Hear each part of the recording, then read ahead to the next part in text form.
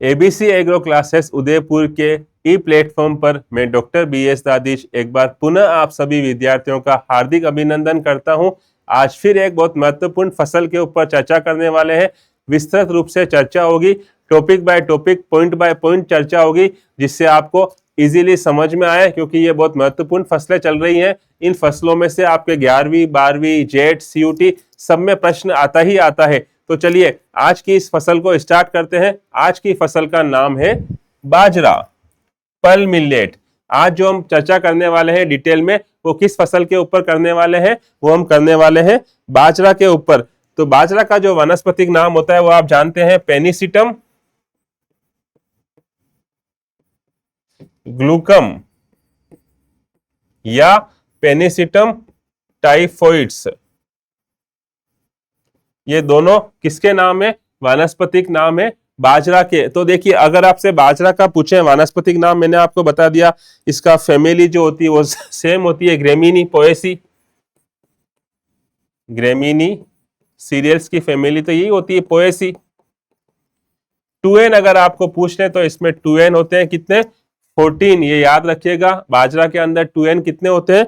14 होते हैं। और इसका जो उत्पत्ति स्थल माना गया है, वो उत्पत्ति स्थल माना गया है अफ्रीका। याद रखिएगा, इसका उत्पत्ति स्थल क्या माना गया है? अफ्रीका माना गया है। किसका? बाजरा का। अब देखिए, जब आप बाजरा की बात करते हो तो बाजरा एक बहुत इंपॉर्टेंट मिलेट क्रॉप्स के अंदर आती है जिसको हम दाने और चारे दोनों के लिए उगाते हैं। लेकिन अगर आपसे पूछे कि इसके अंदर हाईएस्ट क्या चीज मिलती है, तो इसके अंदर भी हाईएस्ट कार्बोहाइड्रेट मिलता है, 65% के आसपास। याद रखिएगा,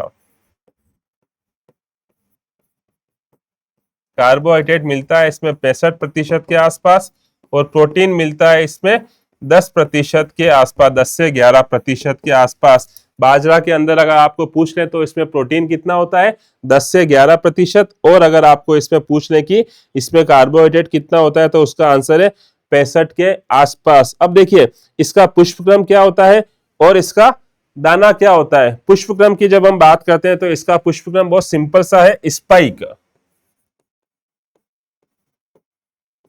पुष्पक्रम। और इसके दाना के प्रकार पूछ लें तो वो होता है सेम कैरियोप्सिस।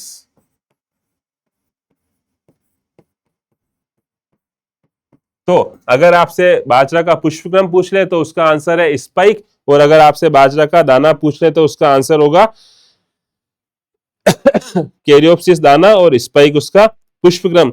इसके ऊपर बहुत इंपॉर्टेंट प्रश्न बनता है। आप जानते हैं, हाईएस्ट सूखा सहन करने वाली फसल होती है और इसे गरीब का भोजन भी कहा जाता है। याद रखिएगा, इसको गरीब का भोजन भी कहा जाता है। ठीक है, सर्वाधिक सूखा सहन करने वाली फसल है।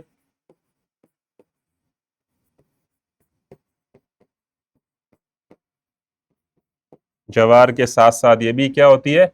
सूखा सहन करने वाली फसल होती है। ये दो आप याद रखिएगा, क्योंकि बाजरा भी क्या होती है? पानी में, कम पानी में भी सर्वाइव कर जाती है। तो ये सूखा सहन करने वाली फसल होती है। फिर अगर आपसे पूछे कि इसका जीन क्या होता है, जैसे आपने मक्का में देखा होगा ओपेक जीन होता है, उसी तरह से बाजरे का जो जीन होता है उसे टिफ्ट कहा जाता है। याद रखिएगा, टिफ्ट, TIFT, ये बाजरे का जीन है। जिस तरह से आपने मक्का में जीन देखा था ओपेक, उसी तरह से बाजरे का जो जीन होता है वो कहलाता है टिफ्ट। याद रखिएगा आप। अगर पूछे आपसे कि बाजरा किस तरह की फसल है, तो स्वपरागित फसल है।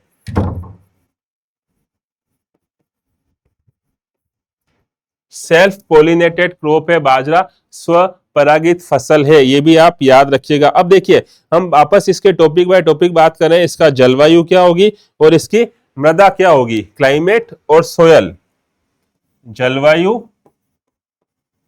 और मृदा। चूंकि अभी हमने बताया कि इसमें सूखा सहन करने की कैपेसिटी होती है, तो इसकी जब जलवायु की बात की जाएगी तो जलवायु गर्म होगी और नम होगी। याद रखिएगा, गर्म और नम। और इसके लिए उपयुक्त तापक्रम जो देखा गया है, वो उपयुक्त तापक्रम होता है 20 से 27 डिग्री सेंटीग्रेड तापमान इसके लिए उपयुक्त माना गया है। अब देखिए, क्लाइमेट के बाद जब हम इसकी मृदा की बात करते हैं तो मृदा सेम, इसका आंसर वैसे ही होगा जैसा मक्का का था। इसकी जो मृदा होती है वो बलुई और दोमट दोनों प्रकार की मृदाओं में ये अच्छे से ग्रो कर सकते हैं।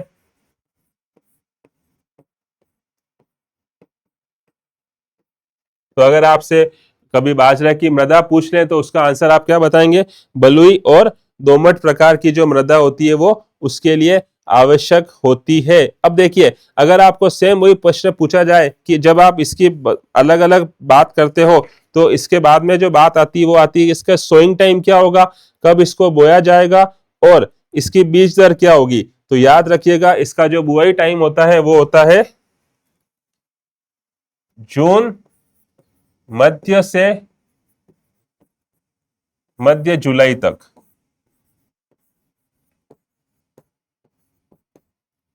बुआई, सोइंग।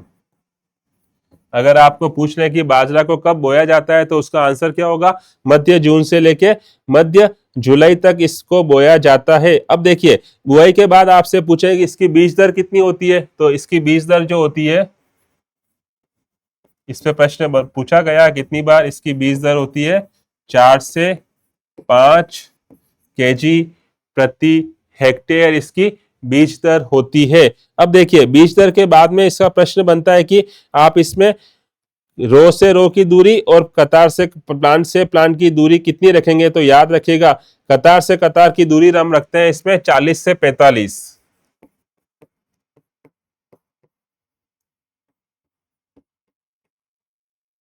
और फिर आपको पौधे से पौधे की दूरी पूछ ले, दो ही तो दूरी होती है, या तो कतार से कतार की दूरी पूछेंगे या पौधे से पौधे की दूरी पूछेंगे। तो याद रखिएगा, अगर आपको पौधे से पौधे की दूरी पूछे तो वो होगी 10 से 15 सेंटीमीटर।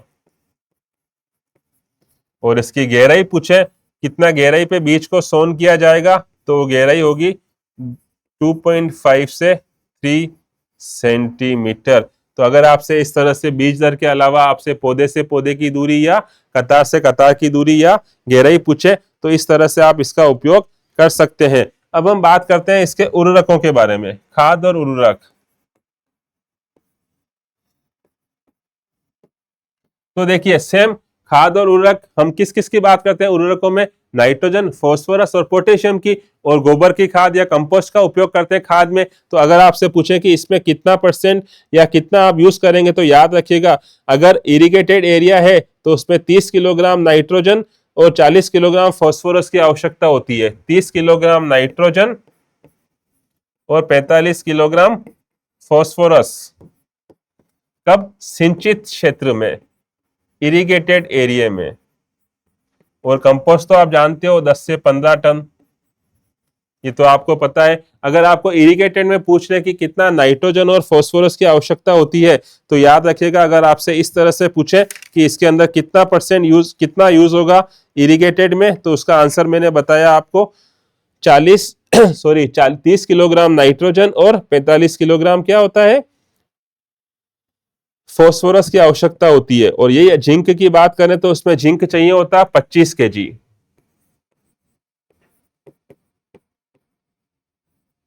25 केजी प्रति हेक्टेयर जिंक की भी आवश्यकता होती है सिंचित क्षेत्र के अंदर। अब देखिए, यहीं पे अगर आपको पूछे कि नॉन इरिगेटेड एरिया है, नॉन इरिगेटेड एरिया के अंदर 30 किलोग्राम नाइट्रोजन और 20 किलोग्राम फास्फोरस की आवश्यकता होती है। ये भी आप याद रखिएगा, असिंचित क्षेत्र में।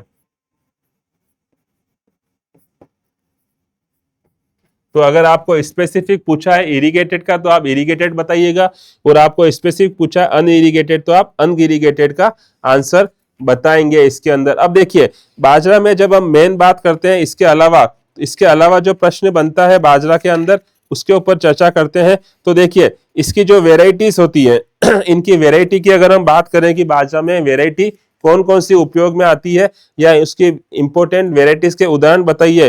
तो इंपोर्टेंट वेराइटी सबसे मेन जो इसकी वेराइटी वो है HB1। याद रखिएगा, किसमें? HB1, ये इसकी सबसे मेन क्या है? वेराइटी है। याद रखिएगा, HB को बोलते हैं हाइब्रिड बाजरा, और इसको लुधियाना से डेवलप किया गया था, पंजाब एग्रीकल्चर यूनिवर्सिटी से लुधियाना। इसे क्या कहा जाता है? हाइब्रिड बाजरा।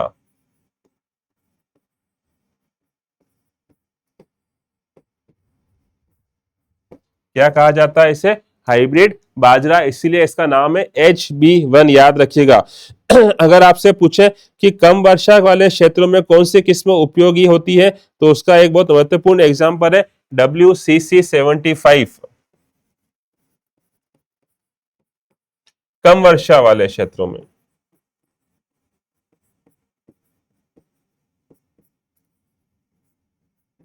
कम वर्षा वाले क्षेत्र में आपसे कोई वेराइटी का नाम पूछ ले तो उसका आंसर है WCC75। ये चीज आप याद रखिएगा। अगर आपसे ऐसा पूछ लें कि नई दिल्ली से कौन सी किस्म विकसित की गई है, तो उसका आंसर है पूसा मोती, याद रखिएगा, पूसा मोती।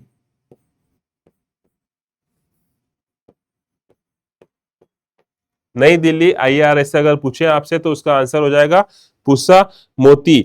इसके अलावा उस वहां से पूछे कि वहां से और कौन सी हुई है, तो उसका आंसर याद रखिएगा HB4 और HB5, ये भी न्यू दिल्ली से डेवलप हुई है। HB4,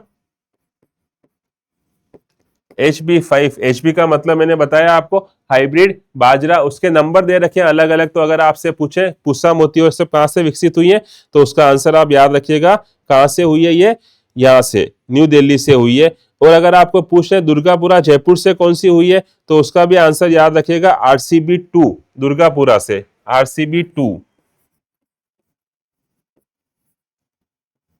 जयपुर दुर्गापुरा से।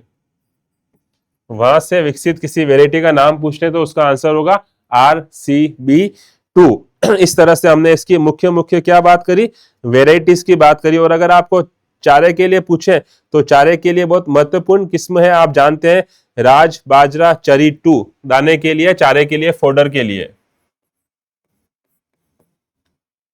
चारी 2, ये आप याद रखिएगा, राज चारी 2। अगर आपसे किसके बारे में पूछे, फोडर के लिए कौन सी वेराइटी है, तो उसका हमको बताया राज बाजरा चारी 2। इस तरह से आपको बाजरा के बारे में पता होना चाहिए। अब देखिए इसकी इल्ड पूछे तो इसकी जो इल्ड होती है वो होती है 20 से 30 क्विंटल प्रति हेक्टेयर उपज। इसकी उपज होती है 20 से 30 क्विंटल प्रति हेक्टेयर। इसकी सामान्य रूप से क्या होती है, उपज होती है, जो आपको पता होना चाहिए। हम बाजरा की उपज की बात कर रहे हैं, तो बाजरा की उपज कितनी होती है, 20 से 25 केजी। और अगर आपको पूछे कि चारे के लिए बताइए, तो चारे के लिए इसकी उपज होती है 50 से 60 केजी पर हेक्टेयर, क्विंटल प्रति हेक्टेयर फोडर के लिए। फोडर के रूप में अगर आपसे पूछे तो इसका आंसर आप क्या बताएंगे, 50 से 60 क्विंटल प्रति हेक्टेयर इसकी उपज होती है। और अगर आपसे ऐसा पूछ लें कि सामान्य रूप से इसकी जो हार्वेस्टिंग होती है वो कब करते हैं, तो इसकी हम हार्वेस्टिंग करते हैं अक्टूबर के फर्स्ट मंथ में, फर्स्ट वीक में, अक्टूबर का प्रथम सप्ताह। कटाई, जिसे आप क्या बोलते हो, हार्वेस्टिंग। तो अगर आपको हार्वेस्टिंग का पूछ रहे तो उसका आंसर आप क्या बताएंगे, अक्टूबर के फर्स्ट वीक के अंदर आप इसको चाहे तो आप काट सकते हैं। और इसके दाने के अंदर मिनिमम मॉइस्चर कितनी होनी चाहिए, 20% होनी चाहिए। याद रखिएगा दाने में नमी की मात्रा, ये भी प्रश्न बनता है, दाने में नमी की मात्रा न्यूनतम कितनी होनी चाहिए, तो उसका आंसर आप क्या बताएंगे, 20% होनी चाहिए। इसके ऊपर भी एग्जाम में प्रश्न बनता है। तो देखिए हमने इस तरह से इसके महत्वपूर्ण सारे पॉइंट्स को कवर किया। एक इसमें एक इंपॉर्टेंट रोग लगता है, उस रोग के बारे में आप जानते हैं, उस रोग का नाम है अर्गोट, बाजरा का अर्गोट रोग।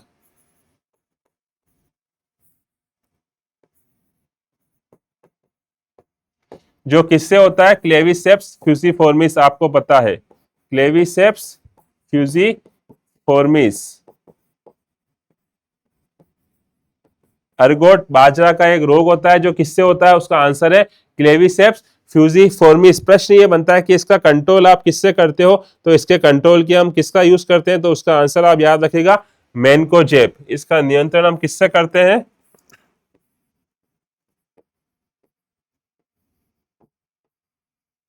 मैनकोजेब से हम बाजरे के अर्गोट रोग का उपचार इजीली कर सकते हैं। इस तरह से हमने क्या बात करी, बाजरा की महत्वपूर्ण सारे बिंदुओं को ऑलमोस्ट कवर किया है।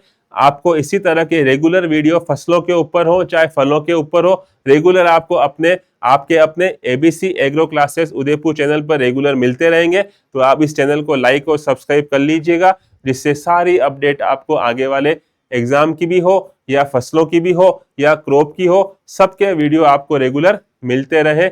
जुड़े रहिएगा आपके अपने एबीसी एग्रो क्लासेस उदयपुर परिवार के साथ। धन्यवाद।